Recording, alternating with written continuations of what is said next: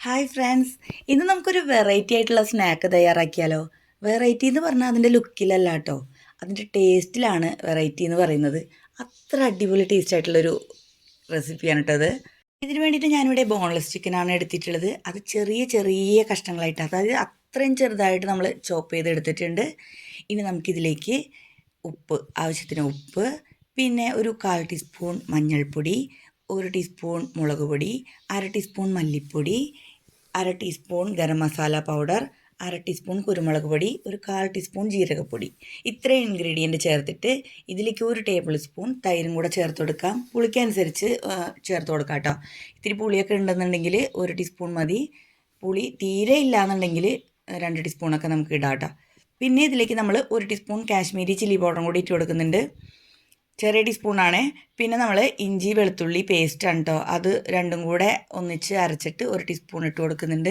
ഇനി നന്നായിട്ട് കൈ വെച്ചിട്ട് തിരുമ്പിയെടുത്തിട്ട് നമുക്കിതൊന്ന് മാരിനേറ്റ് ചെയ്യാനായിട്ട് മാറ്റി വയ്ക്കാം കേട്ടോ. കുറച്ച് സമയം അധികം വയ്ക്കാൻ പറ്റുന്നുണ്ടെങ്കിൽ അത്രയും നല്ലതാണ്. അപ്പോൾ നമുക്ക് ആ സമയം കൊണ്ട് പച്ചക്കറികളൊക്കെ അരിഞ്ഞെടുക്കാം. ഞാനിവിടെ ക്യാബേജ്, ക്യാരറ്റ്, ക്യാപ്സിക്കം, അതുപോലെ സവാള, ഇത്രയും ഇൻഗ്രീഡിയൻ്റാണ് അരിഞ്ഞെടുത്തിട്ടുള്ളത്. എത്രയും കനം കുറച്ച് അരിയാൻ പറ്റുമോ അത്രയും പൊടി പൊടിയായിട്ട് അരിഞ്ഞെടുത്തിട്ടുണ്ട്. പിന്നെ നമുക്കൊരു പാൻ വെച്ചിട്ട് നന്നായിട്ട് ചൂടായിട്ട് വരുന്ന സമയത്ത് നമുക്കിതിലേക്ക് ബട്ടർ ഇട്ട് കൊടുക്കാം. ബട്ടറാണ് ഈ ഒരു ചിക്കന് നല്ല ഫ്ലേവർ കൊടുക്കണം കേട്ടോ. ചിക്കന് മാത്രമല്ല, നമ്മുടെ ഈ ഒരു മൊത്തത്തിലുള്ള ഈ ഒരു പലഹാരത്തിന് നല്ല ഫ്ലേവർ കൊടുക്കുന്നത് ഈ ഒരു ബട്ടറാണ്. അപ്പോൾ ബട്ടർ ഉണ്ടെന്നുണ്ടെങ്കിൽ ബട്ടറാണ് ഏറ്റവും നല്ലത്, ഇല്ലെങ്കിൽ നമുക്ക് ഓയിലായാലും യൂസ് ചെയ്യാം.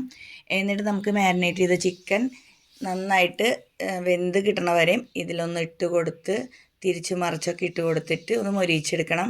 അപ്പോൾ കുറച്ച് ജ്യൂസി ആയിട്ട് കിട്ടാൻ വേണ്ടിയിട്ട് ഞാനിവിടെ ഒന്ന് അടച്ച് വെച്ചിട്ടാണ് കുക്ക് ചെയ്യണത്. അപ്പോൾ നന്നായിട്ട് കുക്കാവുകയും ചെയ്യും, പിന്നെ വല്ലാണ്ട് ഡ്രൈ ആവുകയില്ല. അതുകൊണ്ട് ഇതുപോലെ നമ്മൾ ഒന്ന് അടച്ചൊക്കെ വെച്ചിട്ട് നന്നായിട്ട് കുക്ക് ചെയ്തെടുക്കുന്നുണ്ട്.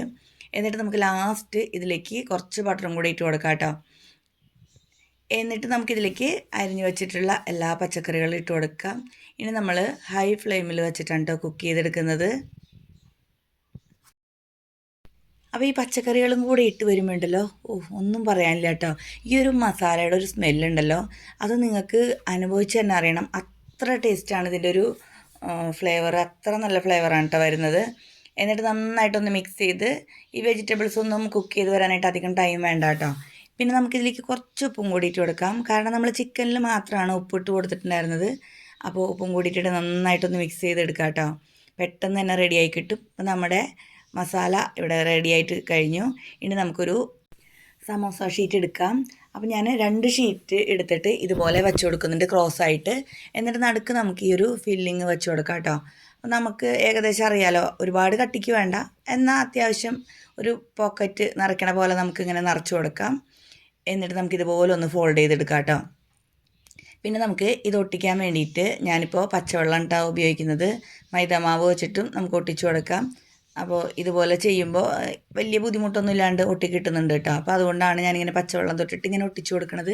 4 കോർണറിലും നന്നായിട്ട് ഒട്ടാനായിട്ട് ശ്രദ്ധിക്കണം കേട്ടോ. അല്ലാന്നുണ്ടെങ്കിൽ അതിൽ കൂടെ എണ്ണ ഉള്ളിലേക്ക് കടന്ന് നല്ലോണം എണ്ണ കുടിക്കും. അപ്പോൾ കോർണറൊക്കെ നന്നായിട്ട് ഒട്ടിച്ചതിന് ശേഷം നമുക്ക് ഇതുപോലെ തയ്യാറാക്കിയെടുക്കാം. അപ്പോൾ ബാക്കിയുള്ളതെല്ലാം നമ്മളിതുപോലെ തയ്യാറാക്കി എടുത്തിട്ടുണ്ട്. കണ്ടോ, ഈസി അല്ലേ? ഇതുപോലെ തയ്യാറാക്കി നമുക്ക് ഫ്രിഡ്ജിൽ വെച്ചാലും മതി. പിന്നെ നമ്മൾ ഇതുപോലെ എന്താ പറയുക, വെളിച്ചെണ്ണ നല്ലോണം ചൂടായിട്ടുണ്ട്. ചൂടായിട്ടുള്ള എണ്ണയിലേക്ക് ഓരോന്നായിട്ട് ഇട്ട് കൊടുത്തിട്ട് വറുത്ത് കോരിയെടുക്കാം. ഉള്ളിലെ ഫില്ലിങ്ങൊക്കെ നന്നായിട്ട് കുക്കായതുകൊണ്ട് തന്നെ വളരെ പെട്ടെന്ന് തന്നെ നമുക്ക് ഉണ്ടാക്കിയെടുക്കാം കേട്ടോ. വെളിച്ചെണ്ണയിലിട്ട് ജസ്റ്റ് ഒന്ന് വറുത്ത് കുറേണ്ടത് മാത്രമേ ഉള്ളൂ, അധിക സമയമൊന്നും വേണ്ടി വരില്ല കേട്ടോ. നമ്മളിപ്പോൾ ഏകദേശം ഒരു 300 ഗ്രാം ചിക്കനാണ് കേട്ടോ എടുത്തിട്ടുണ്ടായിരുന്നത്. അപ്പോൾ ഈ ഒരു ഫില്ലിങ് വെച്ചിട്ട് നമ്മളിവിടെ ഒരു 12 എണ്ണം തയ്യാറാക്കി എടുത്തിട്ടുണ്ട്.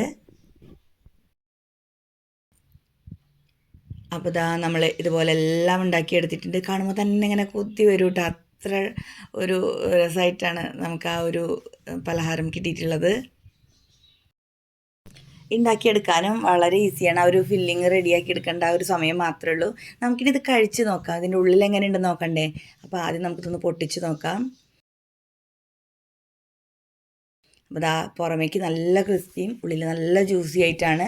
അത്യാവശ്യം ചിക്കനും വെജിറ്റബിൾസും ഒക്കെ ഉള്ളതുകൊണ്ട് തന്നെ കഴിക്കാനും നല്ല ടേസ്റ്റാണ്. അപ്പോൾ ഇതിൻ്റെ ആ ഒരു ഫില്ലിങ്ങിൻ്റെ ടേസ്റ്റ് എടുത്ത് പറയേണ്ടത് തന്നെയാണ് കേട്ടോ. അസാധ്യ ടേസ്റ്റാണ്. ഒരു പ്രത്യേക രുചിയാണ് ആ ചിക്കനിൽ നമ്മൾ മാരിനേറ്റൊക്കെ ചെയ്തെടുത്തിട്ടുണ്ടല്ലോ, അതിൻ്റെ ആ ഒരു ഫ്ലേവർ കേട്ടോ, ഒരു തന്തൂരി ഫ്ലേവറൊക്കെയാണ് വരുന്നത്. അപ്പോൾ തീർച്ചയായിട്ടും ഉണ്ടാക്കി നോക്കുമല്ലോ. ഉണ്ടാക്കി നോക്കിയിട്ട് അഭിപ്രായങ്ങൾ അറിയിക്കൂ. അതുപോലെ തന്നെ നമ്മുടെ ചാനൽ ഇതുവരെ സബ്സ്ക്രൈബ് ചെയ്തിട്ടില്ല എന്നുണ്ടെങ്കിൽ ഒന്ന് സബ്സ്ക്രൈബ് ചെയ്ത് സപ്പോർട്ട് ചെയ്യണം കേട്ടോ. ഇഷ്ടമായാൽ ലൈക്ക് ചെയ്യൂ. Thanks for watching.